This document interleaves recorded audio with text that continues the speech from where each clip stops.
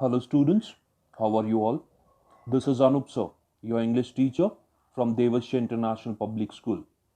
Students, in this video, we will begin with a new lesson that is a truly beautiful mind for class ninth. But before we begin with the topic, let me give you a short introduction about this lesson. This lesson is about Albert Einstein. He was a great scientist. The title of the lesson, A Truly Beautiful Mind, refers to Albert Einstein. This is a short biography of his, where some of his qualities have been highlighted. Albert's interest in mathematics and physics, and also his humanitarian attribute. The title, A Truly Beautiful Mind, makes one wonder that how can a scientist's mind be beautiful? It is so because in this lesson we come across another aspect of Einstein. He was a humanitarian. He advocated world peace, non-violence, and that is why the title refers to him as a truly beautiful mind. So, students, let's begin with the lesson. Albert Einstein was born on 14th March 1879 in the German city of Ulm, without any indication that he was destined for greatness. Students, here the word destined means fate, a predetermined set of events that has to happen in the future. So, students, Albert Einstein was born on 14th March 1879. He was born in a city named Ulm in Germany. When he was a child, no one could predict that one day he would become a great scientist. He was like all the other children. On the contrary, his mother thought Albert was a freak. So, students, here the word freak means a word used disapprovingly to talk about a person who is unusual and doesn't behave, look, or think like others. So, students, Albert's mother thought that Albert was a freak because he did not behave, talk, or look like normal people did. He was different from other children of his age. He behaved abnormally. That means he did not behave normally like other children did. It seemed he had lesser intelligence in comparison to other children. To her, his head seemed much too large. So, students, Albert's mother thought that the little boy's head was a bit too big in comparison to other children's heads.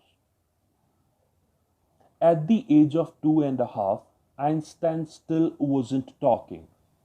So, students, Albert Einstein started talking when he was 2.5 years of age.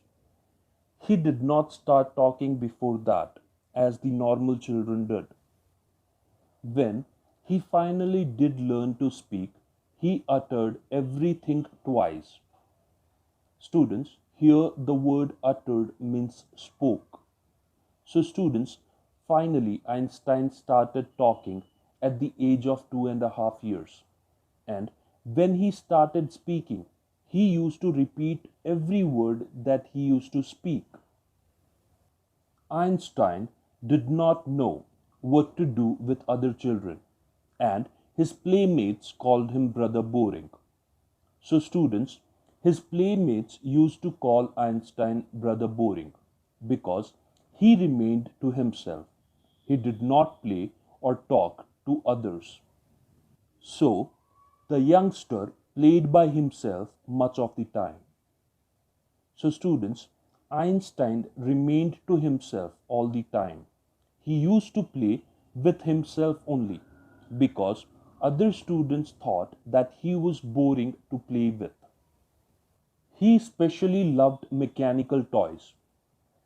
So, students, from the very beginning, since his childhood, he loved mechanical toys, such toys in which some kind of machinery was used, such as automated cars, automated aeroplanes, etc. Looking at her newborn sister Maja, he is said to have said, "Fine, but where are her wheels?" Now, students, when his sister was born and he looked at her, he could not see her feet. He was wondering where the baby's wheels were. That means the feet of the baby. As Albert Einstein used to play with toys and all the toys had set of wheels, to him Maja seemed to be a toy too, and so he might have thought that where were her wheels?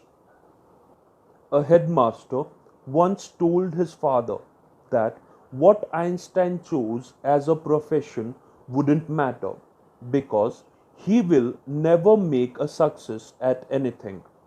So, students, once the headmaster of Einstein's school told Einstein's father that Einstein would never be successful in whatever profession he chose. For the principal, Einstein was a dumb student, and that is the reason he commented so. Einstein began learning to play the violin at the age of 6 because his mother wanted him to. He later became a gifted amateur violinist, maintaining the skill throughout his life. So, students, here the word amateur means doing something for personal enjoyment rather than as a profession, something which is your hobby and you do it as a pastime. So, students, Einstein was a very good violinist. He learned playing the violin at the age of 6 because his mother wanted him to learn to play it. All his life, he was an amateur violinist. He played the violin as a hobby, not as a profession. But Albert Einstein was not a bad pupil. He went to high school in Munich, where Einstein's family had moved when he was 15 months old and scored good marks in almost every subject. So, student, here the word pupil means student. So, students, Albert Einstein was a very good student. He went to a school in Munich because his family had moved from Ulm to Munich when he was 15 months old, and he scored good marks in almost every subject in the school. Einstein hated the school's regimentation and often clashed with his teachers. So, students, here regimentation means order or discipline taken to an extreme extent. So, students, the school where Einstein went had a very strict discipline, which he disliked. Due to that, he often clashed or fought or went into an argument with his teachers' opinions and opposed them. At the age of 15, Einstein felt so stifled there that he left the school for good. Students, stifled here means unable to breathe, suffocated. Left the school for good means left school forever. So, students, Einstein was so suffocated in that strict school, he could not follow the strict discipline, and so he left the school forever. The previous year, Albert's parents had moved to Milan and left his son with relatives. So, students, when Albert Einstein left the school 1 year before that, his parents had moved to another city, that is Milan, which is in Italy. Albert was left behind in Munich with his relatives. After prolonged discussion, Einstein got his wish to continue his education in German speaking Switzerland, in a city which was more liberal than Munich. Students, here the word liberal means willing to understand and respect others' opinion. So, students, the school in Munich was very strict. Albert could not follow the discipline over there. He had a long discussion with his family, parents, and relatives. Finally, his parents agreed to put him in a school in Switzerland, and the language used there for communication was German. Einstein was highly gifted in mathematics and interested in physics, and after finishing school, he decided to study at a university in Zurich. So, students, Einstein was good at studies. He was highly gifted in mathematics and he also had interest in physics. Once he finished school, he joined the university in Zurich. But science wasn't the only thing that appealed to the dashing young man with the walrus mustache. So, students, walrus is a shape of mustache. Students, science was not the only thing that appealed to Einstein, that attracted Einstein, who was a very handsome young man. Other than science, he had interest in something else too. He also felt a special interest in a fellow student, Meleva Moritz, who he found to be a clever creature. So, students, other than maths and physics, Albert Einstein liked one of his fellow students. Her name was Meleva Moritz. He thought that she was very clever, sharp, and intelligent.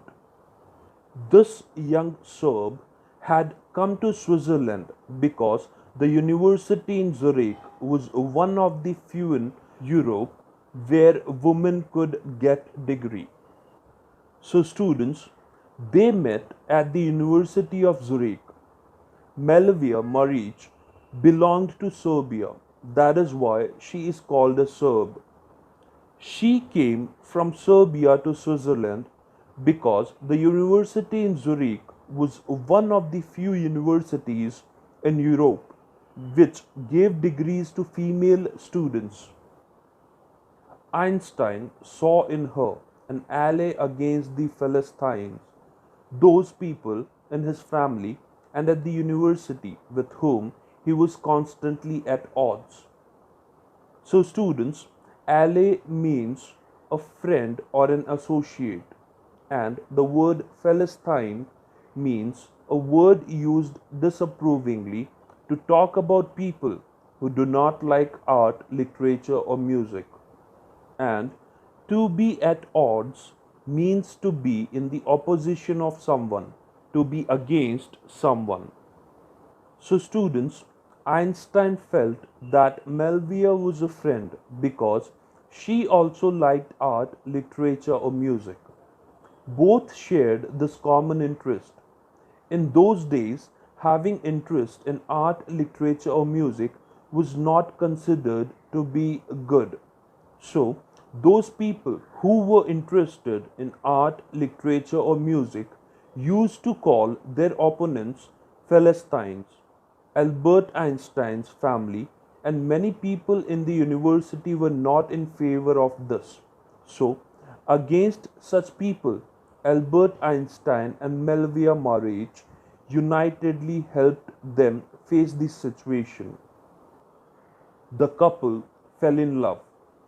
Letters survive in which they put their affection into words, mixing science with tenderness. Wrote Einstein, "How happy and proud I shall be when we both have brought our work on relativity to a victorious conclusion." So, students, Albert Einstein and Melvia Maric fell in love and they exchanged love letters to express their feelings.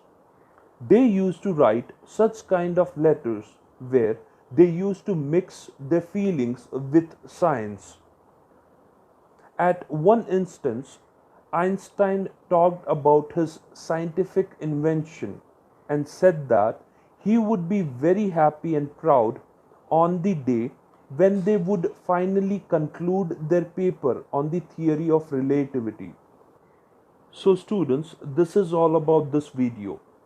We have taken half of the lesson, that is a true beautiful mind of class 9. We will continue this lesson in the next video. Till then, this is Anup sir saying thank you and goodbye.